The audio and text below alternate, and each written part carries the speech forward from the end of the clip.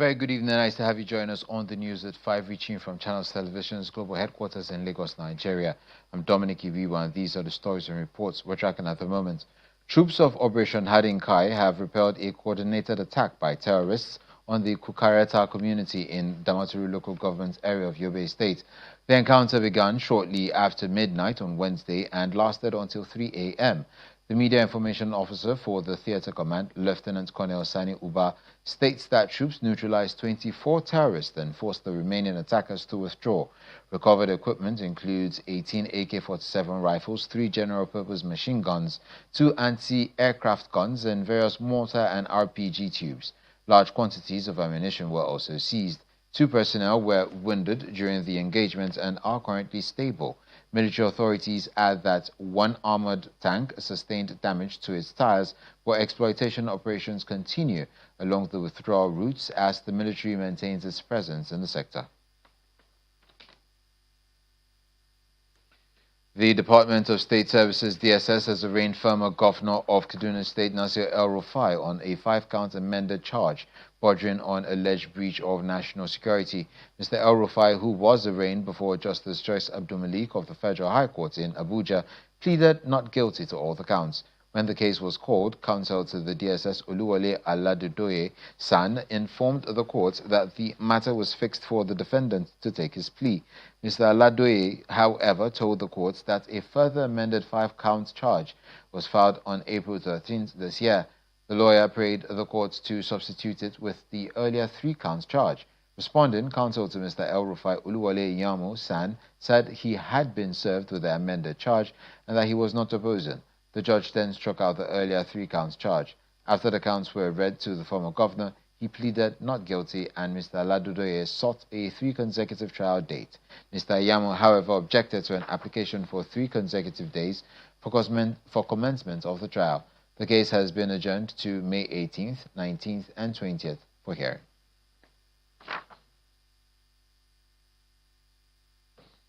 Meanwhile, the Plateau State government has arraigned 4 suspects arrested by the Department of State Services DSS in connection with the killings in Angwan, Rukuba, Jos North local government area.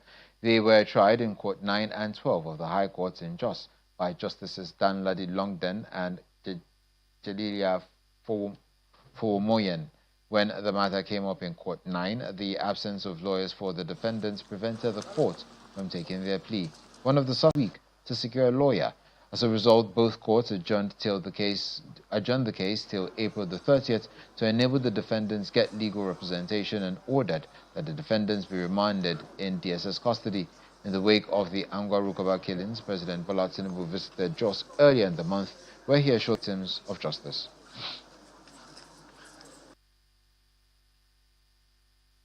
The proceedings for today ought to have been taken of the plea, but could not go on owing to the fact that they were not represented by counsel. And so we had to adjourn these matters to the 30th of April to enable them to secure attendance or services of counsel of their choice. One was arraigned separately before Court 12 because the offenses, apart from being involved in the offenses before Court 9, is also involved in offenses peculiar to him. Those are offenses that were committed from 2025 to this year around Riyom, Axis and Barkin Ladi, and Jos South. That is why we charge him separately for those category of offenses. And then this one that we charge before Court 9 has to do with the Angwan Rukuba attacks. One of the Nigerians who stood in support of multi-party democracy is late senior advocate of Nigeria and human rights activist Gani Fawehinmi. He vehemently opposed the decision of the then military head of state, General Abdulsalam Abubakar, to establish only 3 political parties ahead of the 1999 general elections. Confirming this position, Governor of Kaduna State, Ubasani, said For Gani Fawehinmi, Nigeria would, if not for Gani Fawehinmi, Nigeria would have ended up not having a multi-party democracy. He was speaking in Lagos at the launch of a book on the legal icon.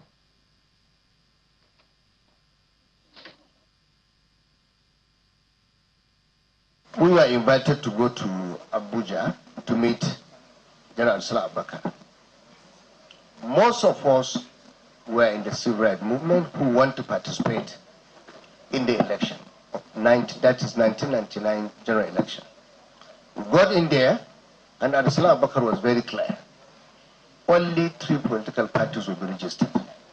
That is the PDP, the APP, and the AD. We came back, and most of our colleagues were ready to join other political parties. But Chief Gani Fawehinmi looked at us in the face and said, look, the struggle has now begun. We have to start the struggle now, because he believes we must fight for the expansion of political space in Nigeria. And because of that, we have to now insist under our party, that is National Conscience Party. We took INEC to court, but we didn't do it alone. Chief Gani Fawehinmi reached out to late Balarabe Musa and late MD Yusuf, that is of PRP and MDJ. They joined us in the struggle. We took INEC to court.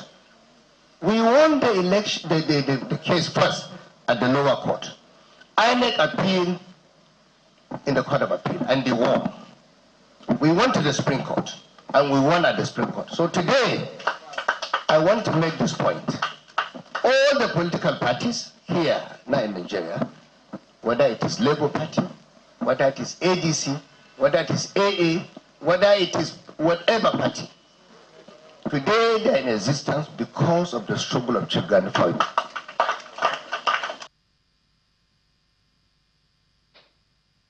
The Lagos State's Governor Babajide Sanwo-Olu says his administration had started drafting a comprehensive legacy and transition bill that would legislate key policy frameworks of his government and those of the previous administrations into permanent institutional structures that would guide succeeding governments and governance tracks. Governor Sanwo-Olu made this comment at the ongoing 19th Executive Legislative Parley at Eco Hotel and Suites. He says the bill will be transmitted to the House of Assembly in the course of the year, pointing out that the next administration would not only inherit completed projects, but also efficient systems. Lagos State Governor Babajide Sanwo-Olu, his deputy Kadri Hamzat, members of the State House of Assembly, lawmakers at the House of Representatives, cabinet members of the State Executive Council, as well as members of the Governor's Advisory Council converge on a hotel and suites for the 19th Executive and Legislative Parley, an annual event that highlights the deliverables of the current administration.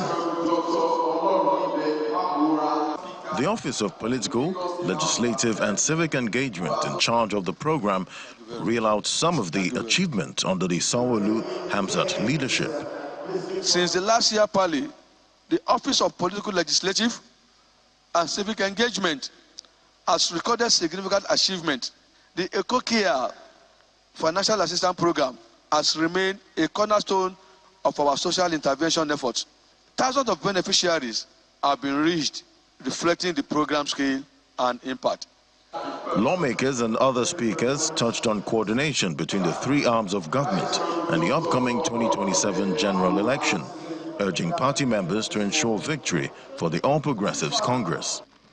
It is essential that our actions, decisions and frameworks are harmonized so that the Assembly and the Executive are not working or seen to be working at cross purposes. No arm of government should be trusted with absolute power, because power corrupts and absolute power corrupts absolutely.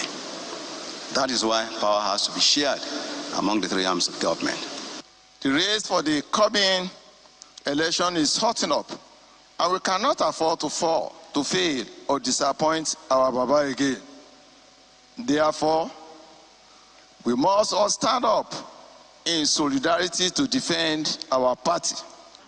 Governor Sanwo-Olu says he is determined to do more for the people of Lagos as he winds down his tenure. In our final year, We must do more than just to review. We also want to put on the table, working with the House, a comprehensive legacy and transition bill that will legislate and help keep policy framework into permanent institutional structure so that the next administration will inherit not just projects, but they will inherit functional systems. This is the last executive legislative parley for the current administration. All executives on board are willing to deliver on the Themes Plus agenda and ensure governance is felt across the 5 divisions of the state.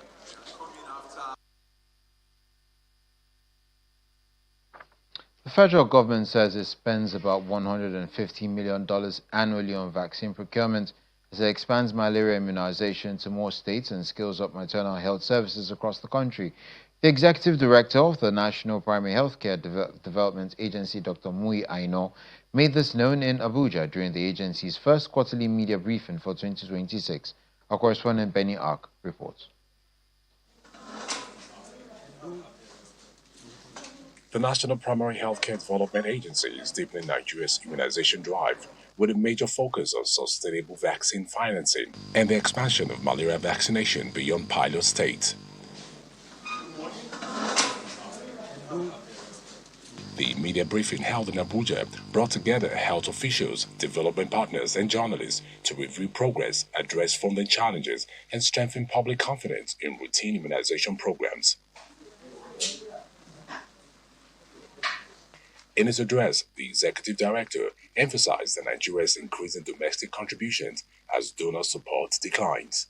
The primary health system in particular was in such a bad shape when this government came in, was that over many years it had been underfunded. So one of the core strategies that the president has adopted is to invest more in primary health care. The Nigerian government spends about $150 million to buy vaccines. That money is paid for in part by the federal government and in part through partnership donors.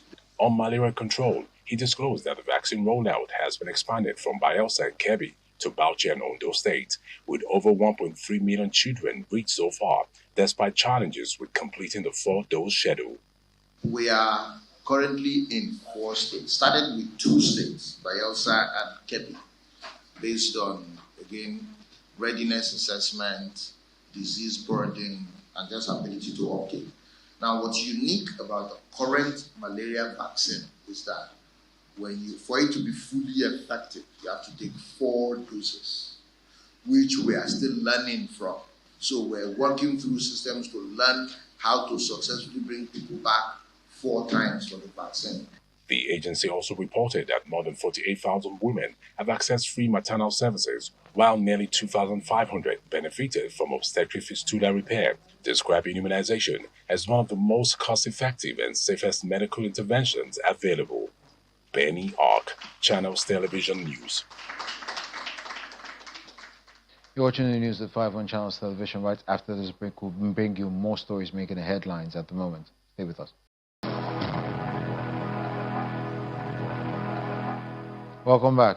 The Universal Basic Education Commission, UBEC, has announced that over 8.7 million learners across Nigeria have benefited from improved learning conditions and access to infrastructural materials under its 2025 to 2031 strategic blueprint. Speaking in Abuja at the 29th quarterly meeting of UBEC management with Executive Chairman of State Universal Basic Education Board, SUBEBS, the Executive Secretary of the Commission, Aisha Garba, disclosed that over 244,000 teachers have been trained in digital literacy. She adds that sustained advocacy efforts helped unlock over 100 billion naira in previous unaccessed matching grants, with 30 states and the Federal Capital Territory now actively utilizing basic education funds.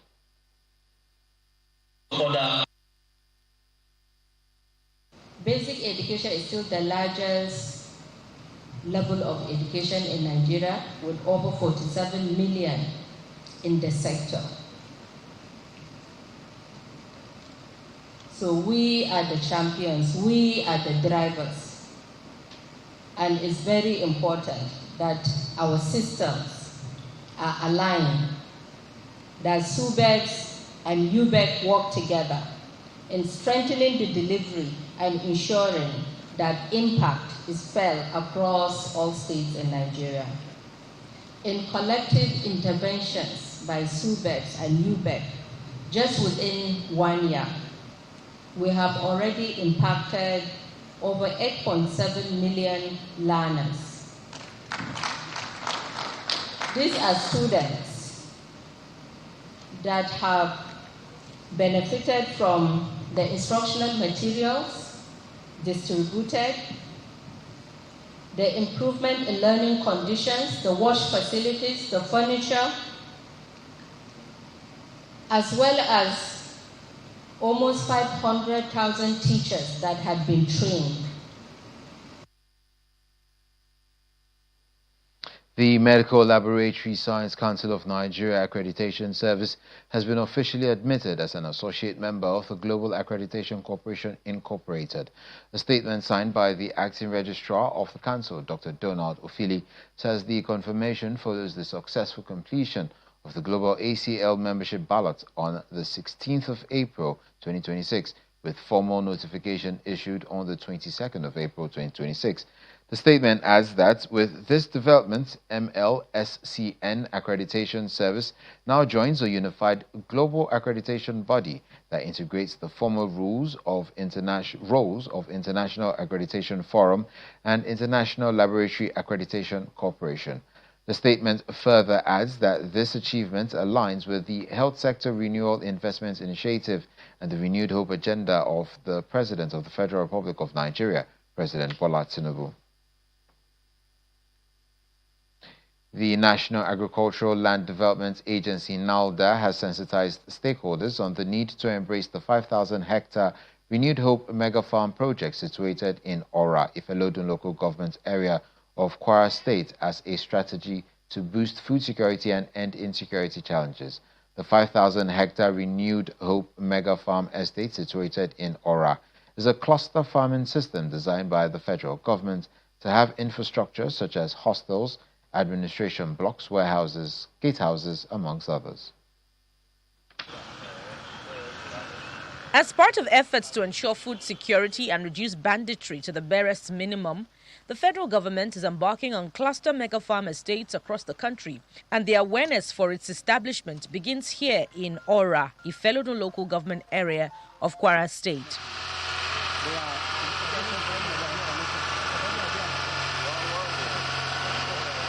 The Executive Secretary of the National Agricultural Land Development Authority, Mr. Cornelius Adebayo, inspects the mega farm project, which he describes as the first of its kind in the country, designed to boost food security and rural development and ultimately end insecurity. 5,000 hectares of land have been cleared, with 5 hectares allocated to each farmer. And this land that we are standing on in Ora is going to fill that gap that a lot of nations will not be able to fill. We are producing more soya beans that for the global market and for our own consumption within Nigeria. So yes, we are able to protect our farmers better when they are in one cluster in a farm estate. We are able to deploy military, we are able to deploy agro rangers, police, we are able to deploy our forest guards and our local hunters. And we are able to deploy technology. We can capture the entire area. We can monitor with drones. We can see when intrusion is coming and when harm is coming to our farmers. And with that, we can alert the security agencies to take action.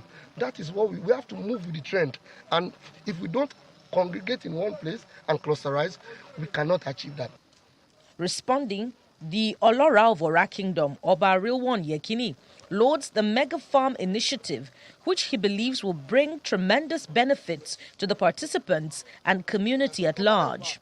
I'm really excited about what's really good come to this my hometown, because these are things that we did not expect for even for a decade.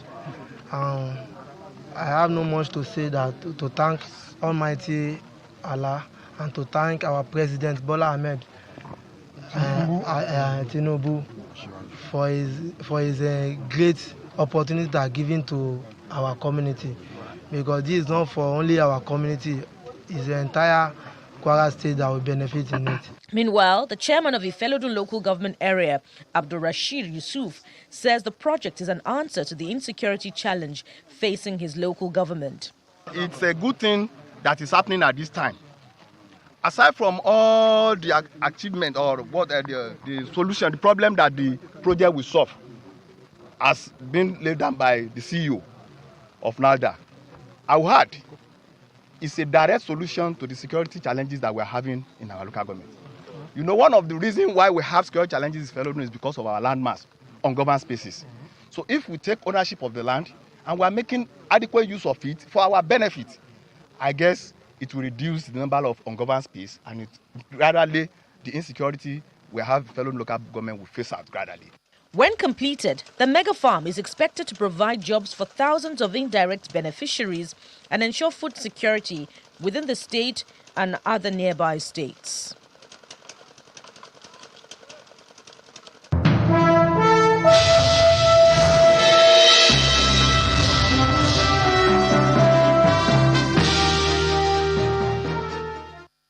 And on business news, Nigeria's fixed income market is seeing robust demand, with OMO bills, treasury bills, and related instruments recording significant subscriptions at recent auctions.